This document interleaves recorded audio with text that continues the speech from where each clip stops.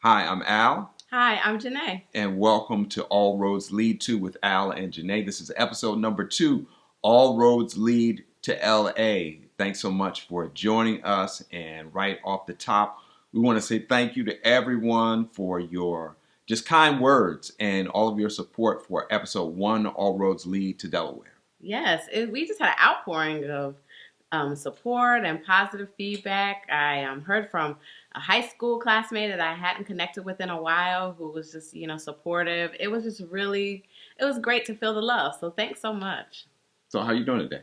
I am great. I am so ready for this episode. I've been looking forward to it. Talking about LA. I'm ready. Got my gear. Yes. I'm ready to do this. For those of you who can't see us right now, Janae is wearing purple. Hey. And I'm wearing blue, and that is because all roads lead to LA right now. LA has once again become title town because of the championships, the sports championships that have just taken place in LA. We're recording this episode in the fall of 2020, and recently the Lakers have won the NBA championship. Congrats to the Lakers. And the Dodgers have won the World Series. And so there are titles that are back in LA. It hasn't happened for a while. It's been a minute. For both teams, but for the Dodgers for sure. Yeah. For the Dodgers, for the Dodgers for sure. Since 1988. That's Lasorda days, yeah. Since 1988. Wow. Yeah. That's a long time ago. So the Dodgers are world champs once again, and hats off to Dave Roberts, the manager of the LA Dodgers, for the great job that he's done. One of the co-owners of the Dodgers, also Irvin Magic Johnson as well. Yeah. And maybe we can talk about this later. And now you realize that Magic has won an NBA championship as a player and as an owner. He's also won a championship as an owner of the LA Sparks. I believe he has also, if I'm not mistaken, he's won a college championship as well. With Michigan State. With Michigan State. So congrats and hats off to Urban Magic Johnson. All right. I mean, yeah, Magic is the man. It's interesting when I look at this, shifting with the Lakers. As our family, I grew up with my grandfather watching the Dodgers. He was in his chair. I would sit at his feet watching the Dodgers play in the summer. No AC in the house, and in the Valley in San Bernardino, nice and hot. But that's really the early foundation of sports, and the Lakers were just must-see TV always. And I think, though, at the time when we were watching, was Lou Alcindor, was, often how he was referred to, Kareem, and Magic was like coming in and, kind of coming in on Kareem's team. And so we look at it later on when it's Magic's team, and then later with Kobe and Shaq. And so it's been an interesting, road that I've watched with the different, Laker teams. But there is something about Showtime. That Showtime Lakers with Magic was amazing time. And he's one of my absolute favorites. When I think about LA, when I think about the sports teams, when I think about our life and life in general, kind of the saying comes to my mind: it's not where you start, it's where you finish. Okay. Because if you and a lot of other people out there do know that the Lakers did not start in LA. Yeah, you were the first. They started in Minnesota. They were actually the Minneapolis Lakers, kind of for Minnesota, the land of the 10,000 lakes. Wow. And we know that the Dodgers did not begin in LA. They began in Brooklyn. Right. And were brought to LA by the O'Malley family. So it's not about where you start, it was where you finish, and all roads led to LA. So one of the things that Janae and I have kind of talked about, and we've kind of gone back and forth and mashed this up over the years, and even from our earliest days, so from our earliest conversations. One of the things, you're talking to somebody, trying to get to know them, find out information about them, who do you like, what's your preference for this or that or the other. And one of the things I asked, I said, well, who's your team? Who's your team? And I said, I have players, not teams. And that's where it got interesting. I said, I said, you follow players and not team. I said, you got to have a team.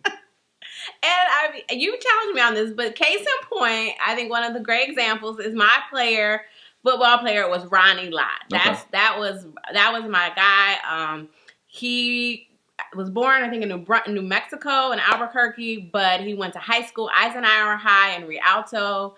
He played against my cousin and the arch rival in the San G team, and so by all accounts, all that mattered. My cousin Mark, taught him a thing or two. All right, hats off to cousin Mark. Yes, and so we, followed him. We forgave him for becoming a Trojan and not a Bruin.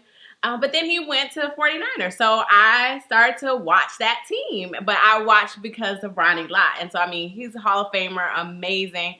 And then joined up with Roger Craig, who became one of my favorite backs. The first to ever have 1,000 receiving or reception yards. I always loved John Taylor. I feel like he got overshadowed by Jerry Rice. But, you throw it anywhere in his direction and it was 6. Delaware State University grad, by the way. All roads lead to Delaware. That's right. HBCU. Love him. And then Joe Montana. I feel like, in these later conversations or the conversation we're having now about Brady and the 6 rings, but Joe Montana's 4 rings with that squad could have taken to me Brady's, Patriot team any day. I feel like Joe Montana was just clutch, always consistent. You want him with the ball when the game is on the line, and at the helm was classy, cool Bill Walsh. Yep. So that was that was my team because of Ronnie Lott. So because of Ronnie Lott. That's right. We owe it all to Ronnie. That's it. That's it. So this. Okay, so let's talk about this. If you were to give a rundown, just baseball, football, basketball, who would be your teams? Okay. Baseball was never a love of mine. My grandfather, I think, and like you said, I think because of the integration of baseball through Jackie Robinson, I think a lot of people follow the Dodgers. So many. From Brooklyn, to LA. So I grew up watching them. I kind of appreciated them, I think, for that. I really think, so I would say they were my baseball team, but I felt like I really enjoyed watching baseball the most when Ricky Henderson was playing for the A's. I just love the steals. And I love track and the running aspect of that. So that was really great for me. We could talk about that more. But okay, so I would say the Dodgers. Basketball, definitely Lakers, Sparks. Football would be the Niners. Football would be the Niners. Okay. I'll start with basketball. Basketball for me, I'm a Dr. J, Charles Barkley era Sixers fan. My grandmother, my mother's mother, brought me a Radio Shack radio, and it was in the form of a dog. Mm-hmm. And for Christmas one year, and I would put that on my bed and pretend like I was sleeping, but I was actually listening to Sixers game at night. And so that's neat. I remember also my cousin Dwayne had a picture of the 83 Sixers team, which I think is one of the best teams ever. Dr. J, Moses Malone, Andrew Toney, Bobby Jones. Those guys were just out of this world. Still one of the best teams ever. Dwayne had a picture of that team right by his door in his room. So I love that era of Sixers and on through when Barkley came in. Baseball, I am a New York Mets guy. Okay. New York Mets. From Philly to New York. Well, yeah. I love the Mets. Here's why. In '86, before the World Series, and we'll get to that in a second, the Mets played the Houston Astros for the National League Championship. And there was one game that went just extra innings. And Darryl Strawberry hit this home run that I believe clinched the game for them. And there was this pitcher for Houston, Mike Scott. He had a fastball that was just amazing. And the Mets were just going back and forth with them. But eventually the Mets ended up winning. Also during that year, talking about all roads lead to L.A., the Boston Red Sox were playing the California Angels, based out of Anaheim, L.A. market team, for the American League Championship. And they were going back and forth in that. So it ends up being the Mets and the Red Sox that meet in the World Series in '86. So many people know the story, but for those of you who don't, the Boston Red Sox are up. They're about to win the 4th game to go ahead and win the World Series. All of a sudden, Mookie Wilson is at the plate. He hits a simple ground ball towards the first base side, and Bill Buckner is there, and the ball goes right through his legs. Ooh. The Mets end up coming back to win that game and end up winning the next game to win the World Series. And so I'm a Mets guy because of that, really. Okay.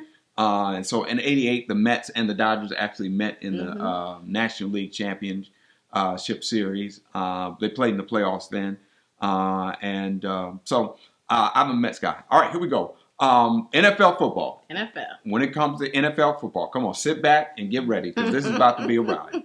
When it comes to NFL football, I am a Washington NFL football fan. I have been since 1982. All right? Since 1982. When Joe Gibbs was the coach. Glory days. When Joe Theismann was the quarterback. When Art Monk was the wide receiver. Yeah. Can I Go say ahead, it? Shall I go on? Shall I go on? I mean, when John Riggins was the running back. Yeah. I mean, when the Hogs were the Hogs. I mean, when RFK was the place to be. I mean, y'all. I mean, especially to live in that area as we did during that time. I mean, it was everything. And the truth of the matter is, you were either a Washington fan or you were a Dallas fan. So many people in the area, they were Dallas fans, but we're not talking about them right now. Our family actually knew people who worked for the police department in Washington, D.C., and they said that crime would go down whenever NFL football, whenever the home team was playing on TV. They said that crime would go down in Washington, D.C. So this team was not only doing so much good on the football field, they were doing a service to the community as well. So no shout out to Doug Williams. Doug Williams. Oh, come on, Doug Williams. I remember the Super Bowl when Doug Williams went down and twisted his ankle or twisted his knee. Man, I went into prayer. I mean, right then and there. They're playing the Denver Broncos in the Super Bowl. Okay. And they had already gone up and made a quick strike. And Denver was already up. And I was like, oh, boy, here we go again. And then Doug Williams goes down. Man, I went into prayer. That's what got him through. Well, hey, that and I'm sure they shot him up with a couple of things. So prayer and medicine does work. So, yeah, Doug, oh man, love Doug. Trailblazer. Love Doug. And that was the 87 championship. In 1991, I'm in high school then. And we're playing the Buffalo Bills for the Super Bowl, which actually took place, kind of 6 degrees of separation. That Super Bowl actually took place in Minneapolis. And we talk about how the Lakers came from Minneapolis to LA. That Super Bowl was in Minnesota that year. My parents let me have a Super Bowl party. A couple of my friends who I will not name, but I'm sure they are listening in some way, form, or fashion right now. They came over the house and they brought, and I could not believe this. I just to think of it even now, I cannot believe this. They brought a Buffalo Bills cake. Bruce Smith fan. To our house. Knowing what kind of fan I am. Right. Disrespect. I instantly got a knife and started cutting that thing up, but that thing did not survive. I mean, you know, sometimes usually your parents are like, no. They really didn't. They really didn't stop me for that. So that's what kind of fan I am. But you gotta have a team. I hear you. I mean, I think you've challenged me on that, and I get it that when you endure the losses, it makes the wins sweeter, and you know, having a team is crucial. We have adopted the Washington team is our family team. We've adopted them. Yeah. They've been a little hard to love, but we've adopted them.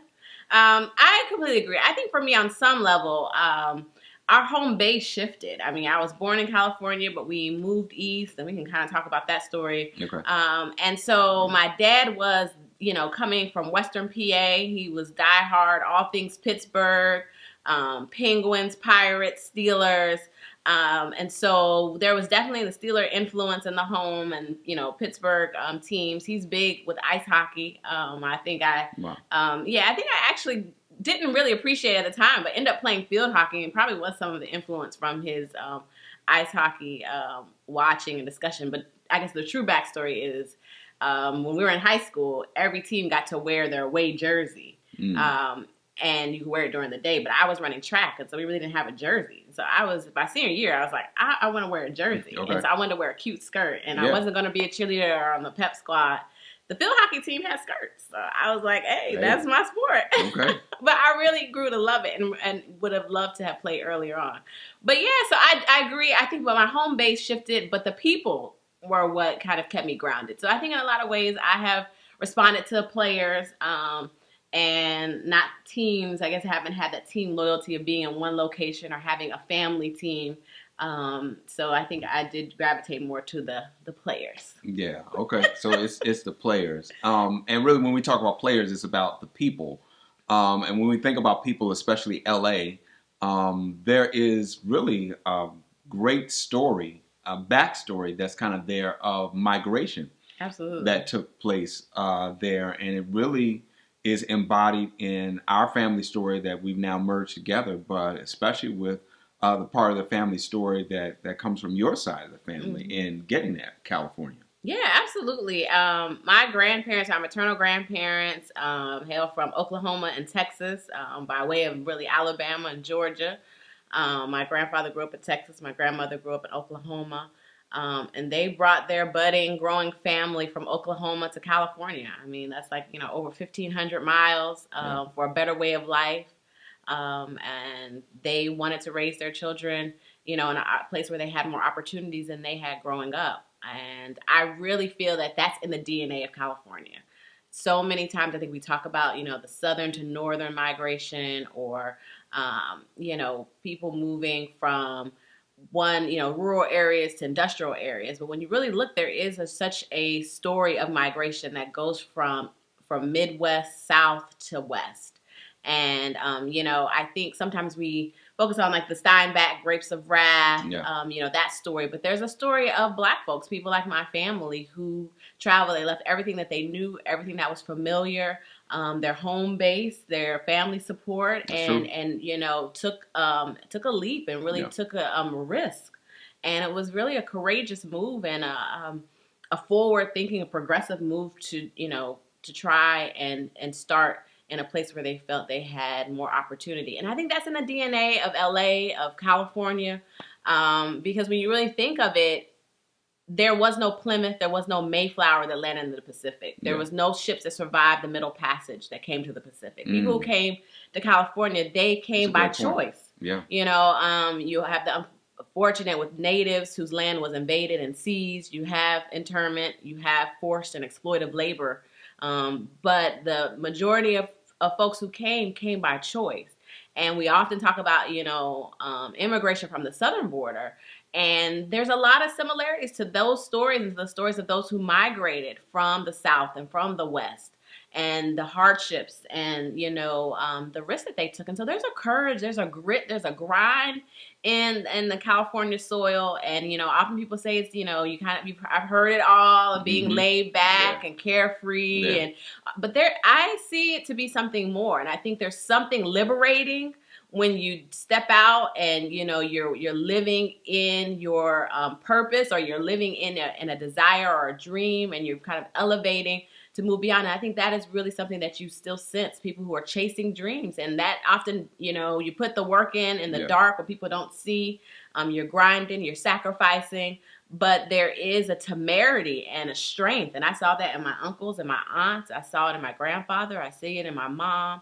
And I believe that's that's the part of the California spirit, and what I love so much about the people of LA, and I love about Southern California. There's a book by Isabel Wilkerson, and we'll put it in the show notes. It's called The Warmth of Other Suns. In The Warmth of Other Suns, Isabel Wilkerson does an amazing job of talking about Black migration from the South to the North, and I believe the same principles apply to everything going west. And so, again, as we said before, it's not always where you start, it's where you finish. And so we're going to come with the second half of our show today, right after the break. So please stay tuned. Thanks for hanging around. I'm Al. I'm Janae. And this is All Roads Lead To with Al and Janae. All Roads Lead to LA. Now we're going to talk about some of the people, the places, and the passions that have really impacted us about LA. And one of the reasons why we love LA. I'm going to start by saying I just love LA. I love when we fly into LA. Yes. And especially at night when we get a chance to see. I love looking out the window in the airplane and seeing the grid. Mm-hmm, it's just all the streets are lined in a perfect grid. I mean, there's no going off to the left, to the right. It seems like everything is just in a straight line. I love seeing that, especially at night when we fly into LA. It's an impressive view. I love just the California air. I mean, there is smog and that sort of thing you feel, but I feel like particularly when we fly into Ontario, for me, there's a sweetness in the air. Yeah. Ontario is kind of like our secret airport kind of thing where we like to kind of slip in because it's easy kind of in and out. But just even especially early mornings, California sunsets, nothing like it. But there's a sweetness in the air, and I just love the majesty of the mountains and being on the beach and just having that view is just one of my favorite. Nothing like it. One of my favorite views in all of the country, all of the world, really, for me. It's just that it's that combination of palm trees, the majesty of the mountains, and the beaches. But I love LA. I love the people. We talked about that some before, and I think about even some of my early influences. I loved the athletic divas of people like Florence Griffith Joyner. Okay. She was one of my absolute favorite, like Sheroes. And one of my, I think, track influences, watching UCLA Bruins track, loved her. Evelyn Ashford was one of my favorites. She reminded me a lot of my mom. She's just kind of like powerful runner, consistent, petite. Always can count on her. Just one of my favorites. And so I just love the combination for me and LA. It's like of the beauty of that California melanin, but also I think just there is still that grind and that grit, and I think that combination to me has just always been, and whether it's Jane Kennedy or Diane Carroll, there's just so many examples to me of just that the Black diva. I think we grew up, at least when I was on the East Coast, so many people were familiar with like the Malibu beauties in a sense, but there's a beauty to me of Black LA that I love. So I love the people. I love the food. To me, it's like a fusion. I think that's become more of a thing now where you're mixing different types and styles of food. Okay. I feel like I grew up kind of with a fusion. It was like soul food and Tex-Mex. Wow. I mean, my mom would make chili relleno. She'd make tostadas. She would do enchiladas, but we would have, cornbread. Sometimes she would do cornbread with little like chili peppers and tomatoes and corn, actual whole corn in the cornbread. And then she would make Southern style cornbread. So it's definitely like fusion food, I think, a lot growing up. But I love Tex-Mex. I love soul food, just the whole nine. But I love the food in LA. And one of our favorite restaurants, Duelings. Yes. Duelings. Gotta make that stop. Hey, gotta make that Duelings stop. Gotta go to Duelings. Duelings is the place. Yeah. I'm telling you. People talk about other places, and we're not there to talk down any other place. Right. And the one in South LA, that location. Duelings on Crenshaw. Duelings on Crenshaw. Yes. That is the place to go. We were in LA a couple of years ago. It was actually my birthday weekend. And somebody told us about Duelings. Said you gotta go there. You gotta go there. You have to go there. We've done Roscoe's and other places. We've done a couple of other plaplaces. Aunt Kizzy's. We've done it. That was our spot for a while. Yeah, sure. Somebody said, no, you gotta try Duelings. So we went to Duelings on my birthday, and actually happened to meet the owner of the restaurant. And we were talking. We didn't know who he was. He didn't know who we were. Ended up, there were so many things that we had in common. He lived for a while close to where we lived in New Jersey. There's some people that we knew. We actually know people he's related to. And all. So Duelings, if you want a good meal. And I mean, we have literally gotten off the plane and gone straight to Duelings. That's how. That is absolutely how good. Now, that is the absolute truth. Duelings on Crenshaw. That's right. That is the place to go. That's one of the places we love in LA. It's hurt me to see that area changing so much. It is. The stadium's coming in, and that area is really gentrifying. I guess that's another full topic for another day. But it does hurt to see the community really seeming to be shifting, and just a lot of just changes that are coming as that area is becoming developed and kind of a prize in a sense now for developers, and it seems to be really affecting just the culture and the community that's been there for so long. It is, and we see it, especially the past couple times we've gone right to Duelings. There's, I guess, a transit line, train, or some type of transit line that's coming in, and you can see the changes that are taking place. Our other place in LA, I just love this place. It's the Grove. Hey, the Grove. I mean, like every time we go to LA, we got to go to the Grove. The Grove is it's for people to give something to relate to. It's like an outdoor mall, but it's an outdoor mall LA style. Yes, it's a total thing. Like I said, it's an experience all in and of itself. The Grove is situated right between right behind CBS television studio. So where they do The Price is Right, Let's Make a Deal, The Young and the Restless. Literally Y&R. Yeah. Well, I guess we can talk about Y&R maybe one day. Right behind there, that is the Grove, and it is right on the other side of it is like a farmer's market. Right. The Grove is just a cool place to go. I just like hanging out there. I mean, they don't have you won't find there, I should say, many stores that you won't find any other place or certain other places, maybe for some people, but it is just a nice place to go and hang out. A lot of music. Sometimes there are live shows that are there. Yeah, you'll catch your occasional celebrity sighting there every once in a while, I guess. Can't think of anybody who we've seen in particular there. I'm sure there has been. But the Grove is just a great place to go. I really love the Grove. The Grove is special. It is. And it is, I think, it typifies LA. It's just, there's lots of outdoor beauty. It's never the same. Every time we go, there's something different. Great places to eat. A lot of outdoor eating. It's a great place to hang out. It's a great place to shop. It's a great place to spend time. Love the Grove. Yeah. I want to talk about just go back real quick. I know you talked about a couple of the people. One person in particular that kind of embodies LA to me is when I think about the person of Mayor Tom Bradley, who was the first black mayor of LA, who ran for governor once, and that's where we get the political science term called the Bradley effect. And that's where a lot of people, when he was running for governor against George Duke Majan, they would answer the poll question and say, yeah, we're going to vote for Tom Bradley. But when they actually got to the polls, they actually voted for George Duke Majan.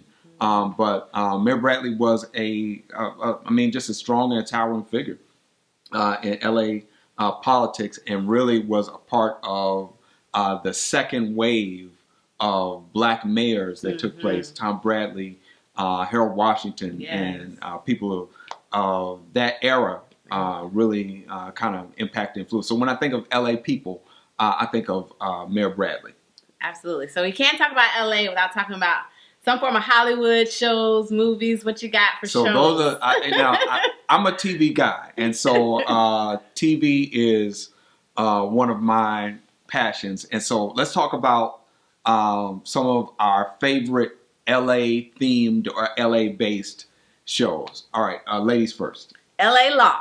LA Law. Yes, that was one of my favorites. Blair Underwood and the crew. That was one of mine. I just enjoyed that show. That's definitely up there for me. Okay. You want to go down your list, or you want to go back and forth? Okay, I'll give you a few others. I think you have a lot more than I do. I think I grew up watching Beverly Hills 90210. Yes. That was Luke Perry. Sad to see him departed, but that was one of my favorite shows. I enjoyed a little known show. It didn't get as much airtime as I think it deserved. The City of Angels was a great med show. Like Private Practice, kind of that spinoff of Grey's Anatomy. Yeah. Really enjoyed that. One of my favorite, my kind of guilty pleasures right now, which gives great homage to LA, is Insecure. Okay. Love it, love it. Issa Rae. So those are some that come to mind. All right, when it comes to LA TV shows for me, all right, I'm a 90210 guy as well. And one of the reasons why, because they were a high school class of 93 and a college 97 class, just like me. Okay. So all the guys on there. So I kind of followed that show as well. The Brady Bunch. Here's the story Classic. of a lovely lady. I mean, they were a LA based family. Love the Brady Bunch. Another show that I went all in, especially during the early era of it. Towards the end, it kind of got a little murky and everything. But Chips. Punch and John. I love Chips. Seeing them come out there on the highway, and chase people down and all the situations they were getting in. Chips was a great show, great theme song by the way, as well. Another LA-based show, The White Shadow. Okay.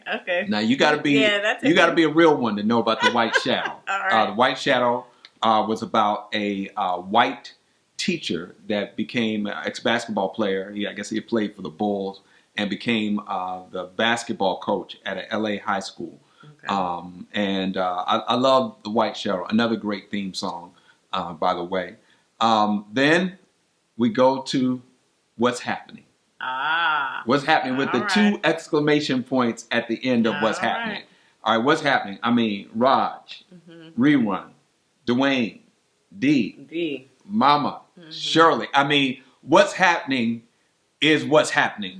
What's Happening is it. What's Happening is a great show. The great episodes of What's Happening, the Gibbons kids, when they went on the Gong Show, Rerun when he tried to be a page at ABC, the Talent Show, which ended up being the last aired episode of What's Happening.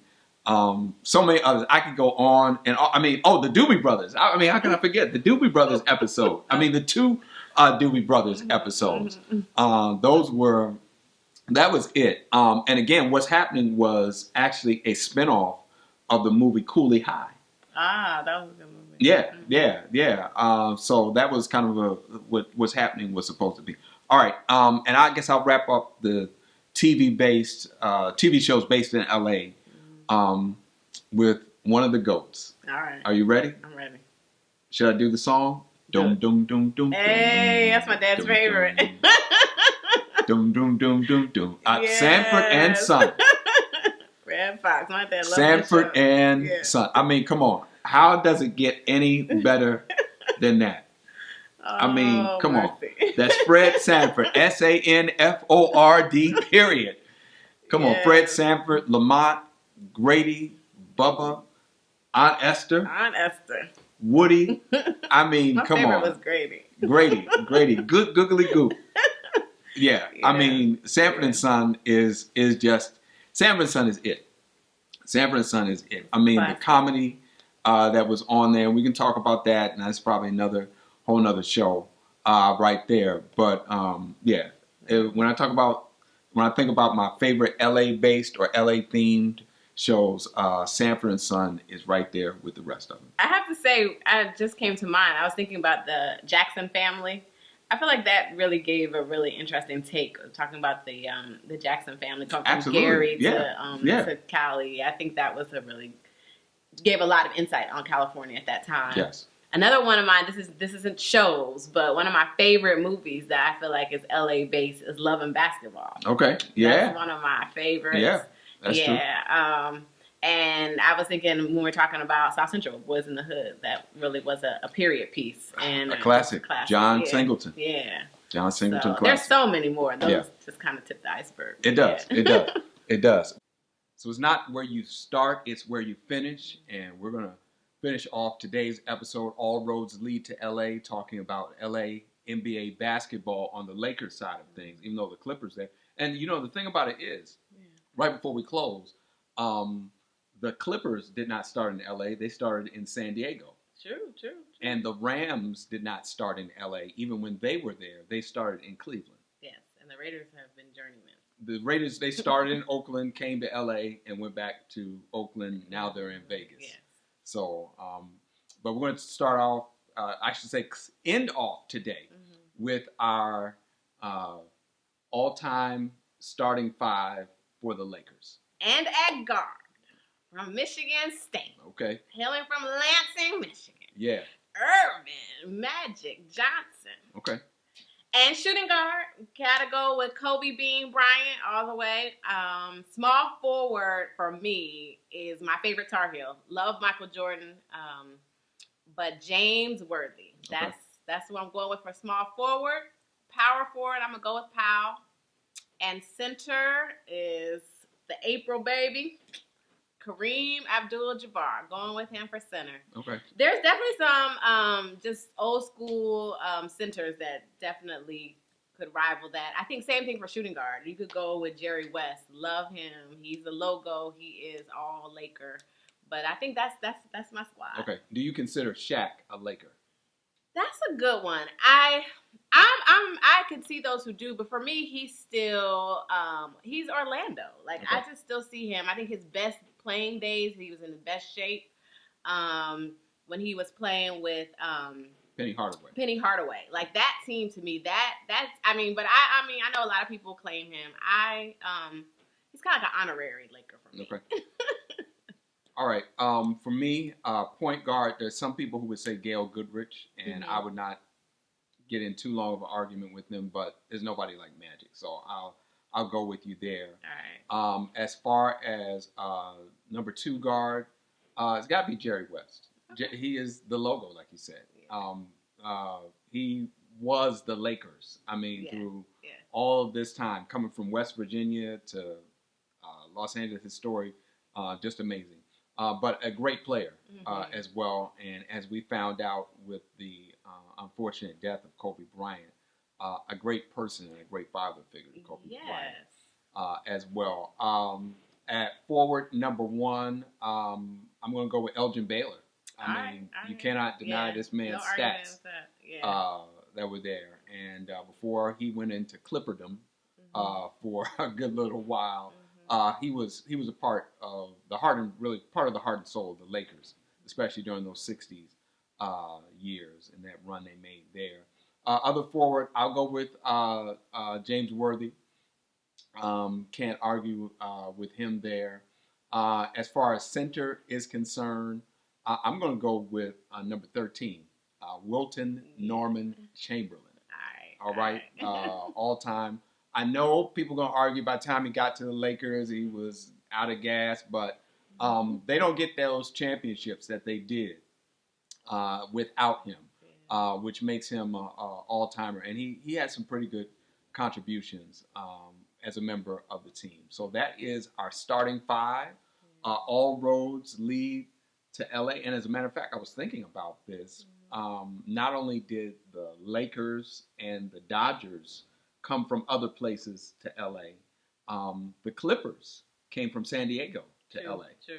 And the Rams, they came when they were playing there the first time. They came from Cleveland to LA. And we know the Raiders have been up and down I-5, going from Oakland to LA to back to Oakland and now to Vegas. One thing we didn't talk about really was the impact of the '84 Olympics in LA. That was pretty big. Yeah. I don't know about you, but I remember the LA Coliseum. I remember when we went there. When we went to LA, and we went to the Coliseum. That was just like, wow. It's one of those bucket list moments for me, at least. I remember pulling out the TV guide and seeing the schedule of what would come on TV for the '84 Olympics. Absolutely. That was all-American. We just swept so many different sports. I remember the Mary Lou Retton with the gymnastics. Yeah. So much. Yeah, that was Carl Lewis with track. I mean. I remember the opening ceremony My parents explained to me about the man who actually helped to light the torch was Rayford Johnson, and explained about him and what he meant. And more I looked up his life and what he had done, just quite an amazing story. But the '84 LA Olympics, major influence, at least for me, and really impacted me on the road of life. Absolutely, that was I mean, that was summer was blocked off, and that was all in. Just shout out to Michael Cooper. That was one of my players with the honorary with the Lakers Coop. And I mean, I don't think we can say without L.A. Sparks, Lisa Leslie. Yes. We definitely need to do. We'll probably hopefully talk a little bit more about sports and just the emergence. Remember that time we saw her at the airport in L.A.? LAX. She was, I guess, getting off of a plane and was waiting for her luggage and everything. Yeah. Kind of did a little paparazzi thing. we did. She's a great. Yeah. Absolutely. Well, thanks again for joining us for All Roads Lead to with Al and Janae. We will catch you next time.